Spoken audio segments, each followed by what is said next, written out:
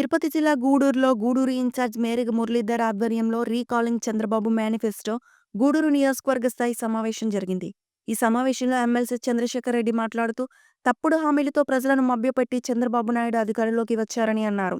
అధికారంలోకి వచ్చిన తర్వాత కూడా చంద్రబాబు తీరు మారలేదని, ఒక అబద్ధాన్ని కప్పిపుచ్చుకోవటానికి మరో అబద్ధం చెబుతూ ప్రజలను నిలువునా దగా చేస్తున్నారని మండిపడ్డారు.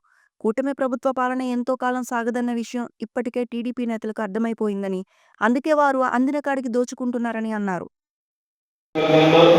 పెద్ద లీడర్స్ చాలా మంది ఉన్నారు, సీనియర్ మోస్ట్ లీడర్స్ ఉన్నారు. ఇందాక వాళ్ళు చెప్తా ఉన్నది ఈ చంద్రబాబు మేనిఫెస్టో మోసాల గురించి, జగన్మోహన్ రెడ్డి గారు ఎంత నిజాయితీగా చేస్తున్నారు, ఇవన్నీ మాకంటే కూడా ఈ రోజు మీరందరూ బాగా అప్డేట్ అయినారు. ప్రత్యేకంగా వాటి గురించి చెప్పాల్సింది కూడా కాదు. అయితే ఇందాక కొంతమంది కూడా చెప్తా ఉన్నారు, కార్యకర్తలు 15 సంవత్సరాల నుంచి జగన్మోహన్ రెడ్డి గారితో పాటుగానే వైఎస్ఆర్సీపీ జెండా పట్టుకొని తిరుగుతూ ఉన్నారు. రేపు రాబోయే రోజుల్లోనైనా కూడా ఆ కార్యకర్తకి, ఆ నాయకుడికి గౌరవం ఉంటుందా? ఇది ఒక్కటి మాత్రమే అందరి మనసులో ఉంది. ఖచ్చితంగా రేపు వైఎస్ఆర్సీపీ వస్తుంది. ఈ మాట మనం చెప్పట్లా, తెలుగుదేశం పార్టీ వాళ్ళే చెప్తా ఉంటారు, రాబోయేది మీరే, మా పైన అయిపోయింది అని. కాకపోతే ఉన్నన్ని రోజులు సర్దుకోవాలా, ఉన్నన్ని రోజులు దోచుకోవాలా, తగ్గుకోవాలా అనే పద్ధతిలో వాళ్ళు వెళ్తున్నారే కానీ తప్పకుండా వాళ్ళకు కానీ ప్రజలకు కానీ అందరికీ అర్థమైంది, ఒక నిజాయితీ పరుడు, ఒక నమ్మదగినటువంటి వ్యక్తి జగన్మోహన్ రెడ్డి గారు మరలా వస్తారని. అయితే మరలా జగన్మోహన్ రెడ్డి గారు వచ్చినప్పుడైనా కార్యకర్తకి, నాయకుడికి ఒక విలువ, గౌరవం కావాలన్నది ఈరోజు ప్రతి ఒక్కరిలో కూడా ఉన్నటువంటి ఆవేదన. అంటే జగన్మోహన్ రెడ్డి గారు ఎప్పుడు కూడా, నేను ఆయన ట్రావెల్ అయినటువంటి ప్రతిసారి కూడా చూస్తాను, మనం ఒక మాట మాట్లాడేటప్పుడు ఆ మాటను మనం నిలబెట్టుకుంటామా లేదా అని తెలుసుకోవాలా. వీలైనంత వరకు మాట్లాడేటప్పుడు అది దాంట్లో మనం చేయగలిగితేనే చెప్పాలా అనే ఒక కమిట్మెంట్ ఉండే లీడర్. చాలా సందర్భాల్లో జగన్మోహన్ రెడ్డి గారి దగ్గరికి వెళ్ళి రకరకాలైనటువంటి నేను ఇంతకుముందు అడిగేవాడిని కూడా, చేయలేకపోతే ఆయన వద్దు వద్దు తీసుకోవద్దు అని చెప్పేవాడు. మరి ఈ రోజు ఆయన మటుకుండా చెప్తున్నటువంటి మాట, ఏదైతే దేవుని పాలన చూపించాడో, ఒక పార్టీ, ఒక కులం, ఒక మతం లేకుండా అర్హులైనటువంటి ప్రతి ఒక్కరికి కూడా మనం చేయాల్సింది నిజాయితీగా చేయాలని చెప్పి ఒక అద్భుతమైనటువంటి పరిపాలన చూసిన తర్వాత ఒక రాక్షస పాలన చూస్తా, ఆ రాక్షస పాలనలో కూడా కార్యకర్తలు, నాయకుల్ని ఎంత హింస పెడతా ఉన్నారు ఈరోజు చూస్తా ఉన్నారు. ఆ కార్యకర్తకి, నాయకుడికి ఒక గౌరవం ఉండాలా అన్నది ఈరోజు జగన్మోహన్ రెడ్డి గారు గుర్తించినటువంటిది. పదే పదే చెప్తా ఉన్నారు, ఒక కమిట్మెంట్ ఉండే లీడర్. తప్పకుండా రేపు 2.0 వచ్చిన తర్వాత జగన్మోహన్ రెడ్డి గారు రెండోసారి ముఖ్యమంత్రి అయిన తర్వాత మీరు రాసి పెట్టుకోండి. స్వయంగా మా అందరితో కూడా కలిసినప్పుడు కూడా చెప్తా ఉండే మాట, మీరు మీ కార్యకర్తలు, నాయకులు ఎవరెవరైతే ఇబ్బంది పడ్డారో ప్రతి ఇబ్బందిని రాసి పెట్టుకోండి. ఆ ఇబ్బందికి కారణమైన వాళ్ళ పేర్లు మాత్రం మీరు మర్చిపోకుండా రాసి పెట్టుకోండి.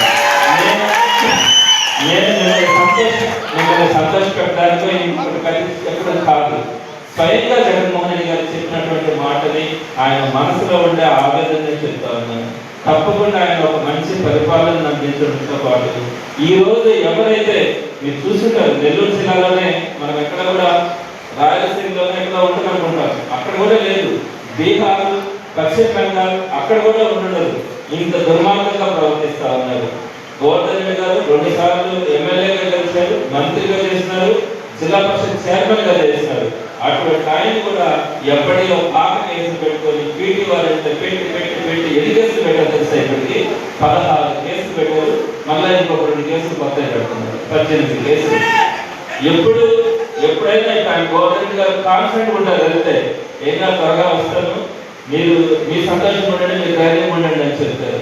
వైఎస్ఆర్సీపీ నాయకుల కార్యకర్తని ఒక్కసారి జగన్మోహన్ రెడ్డి గారు ఆ కమిట్మెంట్ ఉంటే ఎవరు కూడా ధైర్యాన్ని పోగొట్టలేదు.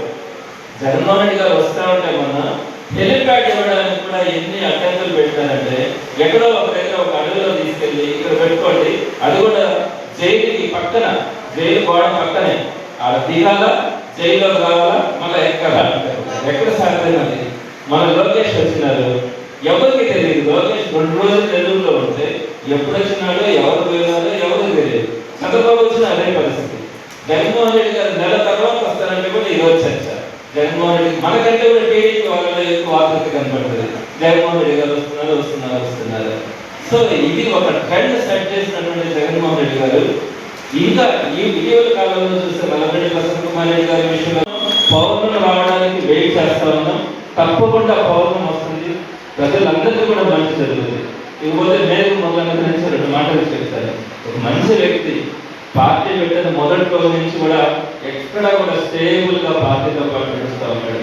ఈ మధ్య కాలంలో కూడా ఎమ్మెల్సీ కొంతమంది లాగేస్తున్నారు అన్నప్పుడు మురళన్న ఎప్పుడు కూడా ఒకటే చెప్తారు, మనం జగన్మోహన్ రెడ్డి గారు నమ్ముతున్నామన్నా ఆయన ఉంటే అట్లా అంతటి సున్నితమైనటువంటి మనిషి. ఈ గూడూరు ప్రాంతానికి కూడా అలాంటి వ్యక్తే అవసరం.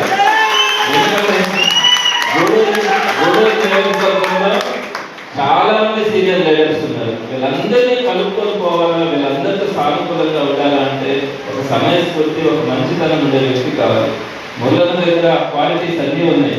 కాకపోతే మీరు కూడా ఆయన్ని కొంచెం లిఫ్ట్ ఇచ్చి ఆయన గనక ఆ మంచి ఆయన దగ్గర ఒక నాయకత్వ లక్షణాలు ఉంటాయి. ఆయనతో పాటు నడిస్తే తప్పకుండా ఎప్పుడు కూడా ఒకటి గుర్తుపెట్టుకోవాలి, మనం జగన్మోహన్ రెడ్డి గారిని సీఎం చేసుకోవాలంటే ముందు మన ఎమ్మెల్యే గెలవాలి.